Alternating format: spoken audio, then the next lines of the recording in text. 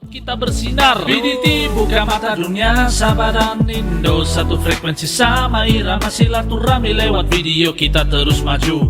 BDT Channel, reaksi bikin bersatu.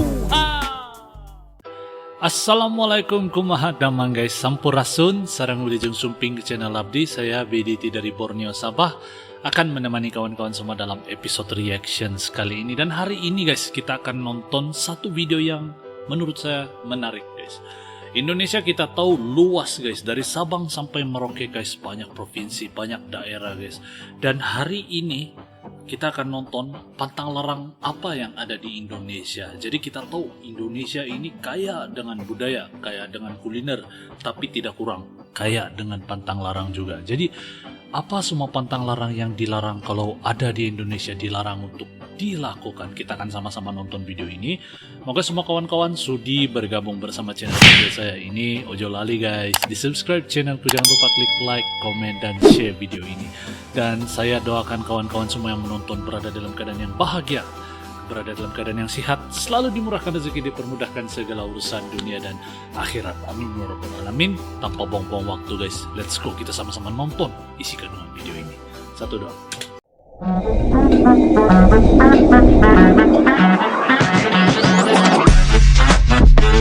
Yo, kumaha damang, salam silaturahmi good people. Ojo lali di subscribe yo channelku. 10 pantangan yang harus dijauhi oleh para pedagang petuah Jawa. Salam harmonis dari saya, Nyai Sekar Kenongo. Salam apa? Tanpa sadar, banyak yang melanggar pantangan ini sehingga dagangannya jarang laku. Kalaupun laku, malah orangnya kasbon dari pagi sampai sore. Ada yang pernah mengalami seperti itu? Wow, ini menarik guys. Jadi, dalam primbon kejawen yang telah diwariskan secara turun-temurun, ada beberapa pantangan yang baiknya dihindari atau kalau bisa jangan sampai dilakukan ketika Anda berdagang. Apa semua nih guys? Karena pantangan ini bisa mengakibatkan dagangan tidak laku atau sepi. Nah, apa saja itu? Yang pertama, kalau Anda dagangnya keliling, hindari melewati rumah orang yang sedang berduka, orang yang sedang terkena musibah kematian. Nah, lebih baik putar balik saja ya. Kok bisa begitu Nyai? Karena khawatir energi negatifnya dari kedukaan keluarga yang ditinggalkan ikut serta pada diri kita, ikut nempel sehingga bisa menghalau rezeki kita. Kalau memang terlanjur lewat, ya baiknya mampir untuk melayat, kemudian setelah itu segera cuci tangan dan juga kaki atau sekalian mandi baru pergi berdagang lagi. Kalau tidak memungkinkan, ya silakan doakan saja, kemudian berbalik ambil arah lain. Yang kedua, jangan memberikan garam kepada orang lain saat pertama kali buka warung. Kita yang orang desa atau tinggal di kampung kadang sering tuh tetangga kita tiba-tiba datang minta sejumput garam. Nah, kalau baru buka warung, tiba-tiba ada tetangga minta garam, jangan diberi dahulu. Bilang saja nanti kalau sudah ada yang beli akan dikasih. Kalau sungkan, suruh saja tetangga itu mintanya lewat pintu belakang.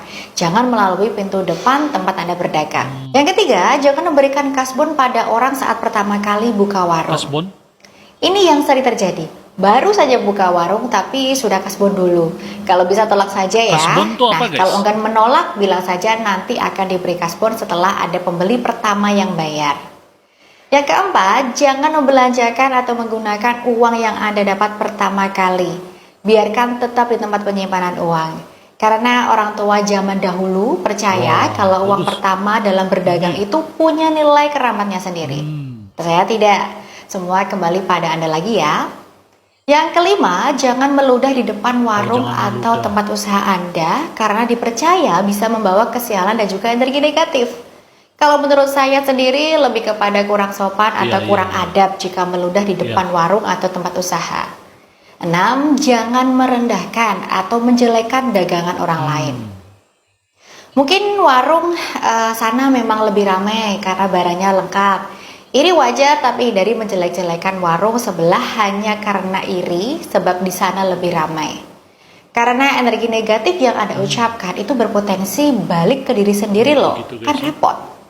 7. Kalau mencari tempat berjualan, pastikan untuk tahu latar belakang tanah yang ditempati. Apakah ada yang bekas kuburan atau tidak. Kalau memang ada bekas kuburannya, baiknya diruat dahulu atau cari saja tempat yang lain.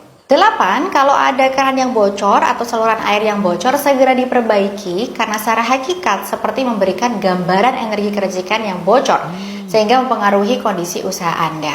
Nah, 9. Kalau dari segi feng shui-nya, jangan meletakkan benda yang memiliki unsur api di sebelah benda yang memiliki unsur air. Energinya akan bertentangan dan mempengaruhi sirkulasi energi dalam tempat usaha Anda. Yang ke-10, jangan menanam tanaman yang memiliki unsur magis negatif seperti bunga bougainville. Ini salah satu contohnya ya. Setidaknya itulah 10 larangan yang harus Anda hindari ketika berdagang. Boleh percaya, boleh tidak, karena ini adalah nasihat yang diwariskan secara turun-temurun oleh para leluhur kita. Oke guys, jadi kita tahu kalau suku Jawa adalah di antara suku yang tertua di dunia. Jadi bukan di dunia sajalah, saya rasa di Indonesia juga suku Jawa adalah suku yang diantara yang tertua. Jadi ini pesan-pesan daripada suku-suku Jawa yang dulu lah, yang leluhur lagi kan. Jadi saya rasa tidak salah kalau kita ambil nilai positif daripada pantang larangan ini guys. Jadi lagipun apa yang saya dengar semua ini kan tiada yang bercanggah dengan agama, cuma lebih kepada adab gitu, lebih kepada adab berdagang. Jadi saya rasa ini satu pengetahuan yang baru juga untuk saya. Dan ada beberapa perkataan yang baru untuk saya dengar lah, macam contoh primbon, kasbon. Ini semua ini saya kurang ngerti guys. Jadi kalau ada kawan-kawan yang suku Jawa yang sedang nonton nih, kalau kalian sudi kasih tahu saya, sila komen di ruangan komentar di bawah guys, maksud dari kedua ayat itu guys. Kira-kira ada yang pernah mengalami kejadian di nomor berapa dan apa yang Anda alami setelah itu? Boleh share di kolom komentar. Jangan pernah berkunjung ke Taman Upin Ipin ini. Nah ini guys, ada sebuah tempat wisata di Kabupaten Batang, Jawa Tengah yang bernama Pemandian Air Panas Pelantungan. Nah di tempat wisatanya itu ada patung-patung dari serial kartun terkenal di Malaysia dan juga Indonesia. Upin Ipin. Kalau nggak salah ada 4 patung. Upin, Ipin, Meime sama Jarjit. Ya, Jarjit. Tapi bentuk mereka itu aneh guys, dan creepy. Karena mungkin nggak proporsional, kurang mirip sama aslinya, dan nggak terawat. Apalagi siapa tuh, Upin atau Ipin? Ya Upin itu guys, di mulutnya tuh seolah-olah kayak muncah belat. Itu besi gitu ya, besi kerangka patungnya terus ngorosi gitu, ngarat. Terus kena air hujan jadi ngelondor gitu. Ada cairan yang keluar dari mulutnya. Terus kalau kita lihat si Ipin, mukanya itu loh guys, kayak kakek-kakek nggak sih? Seolah-olah matanya itu kosong. Bahkan kalau kita lihat patungnya si Mei nggak kalah serem guys. Jadi kelihatan kerangka besinya. Kalau Jarjitnya nggak karuan bentuknya ya. Kayak bukan Jarjit itu. Kalau menurut kita itu Jarjot. Ya sebenarnya nggak ada masalah sama tempat wisatanya. Nggak ada kaitannya dengan yang horor-horor, yang mistis-mistis atau hantu guys. Cuma bentuk patungnya itu doang yang terlihat aneh dan creepy. Ini jadi seolah-olah kita kayak wisata horor ya sih. Sebenarnya kalau creepy atau enggaknya itu tergantung sikonnya nggak sih? Iya. Misalkan mendung, patung-patungnya itu akan terlihat menyeramkan karena suasananya eerie. Apalagi yang punya fobia sama patung. Tapi pertinyiinnya, apakah tamannya itu buka sampai malam atau enggak guys? Kalau misalkan buka sampai malam-malam ya seru sih. Seru. Apalagi nggak ada lampunya. Seram. Tahu-tahu noleh gitu gimana? Patung Upinnya gimana tuh? Gini ya? Iya. Tahu-tahu gini. Klak-kluk gitu ya. Kluk. Mana bunda? Cari mbaknya. Tapi kok nggak ada teman-teman yang lain ya? Misalkan siapa tuh? Isan, terus apa? Pais. Visi. Pais. Ya Visi. Itu siapa lagi tuh? Ya Ijat, dan ya lain-lainnya. Upin dan Ipin itulah dia. Lanjutin di kolom komentar. Ada 3 hal yang tidak boleh dilakukan di Bali. Nah, ini pertama, saat hari raya Nyepi. Saat Nyepi tidak boleh menyalakan lampu, api, tidak boleh keluar rumah. Nih kalian lihat kan, jalanannya itu sepi dan dilarang bekerja saat Nyepi agar fokus beribadah. Kedua, tidak boleh masuk ke pura sembarangan, apalagi di saat wanita haid, dan juga jangan sekali sembarangan naik ke pelinggih yang bukan hak kita. Ketiga, jangan menginjak canang atau sesajen. Nah ini contoh canang yang sengaja dirusak, maka akan berakibat fatal bagi yang melakukannya, percayalah.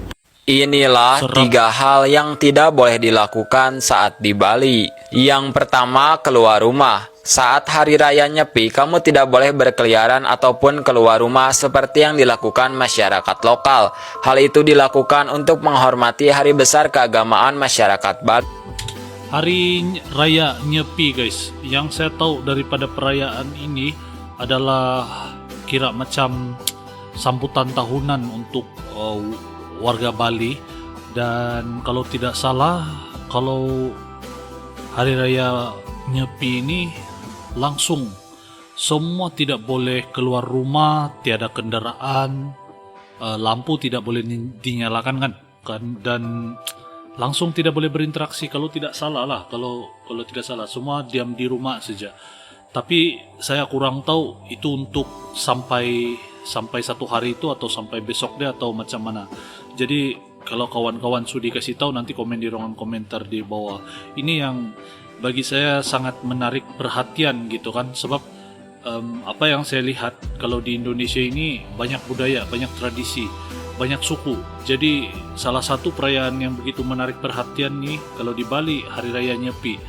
Jadi ini saya dapat rangkumkan di sini yang kalau ini juga perayaan besar seperti Hari Raya, Hari Natal gitu, dan banyak ini memang khas disambut di Bali saja atau ada di tempat-tempat lain guys? Coba mohon pencerahan daripada kalian semua. Dan kalau saya salah menyampaikan tentang Hari Raya Nyepi ini kan, mohon koreksi guys ya.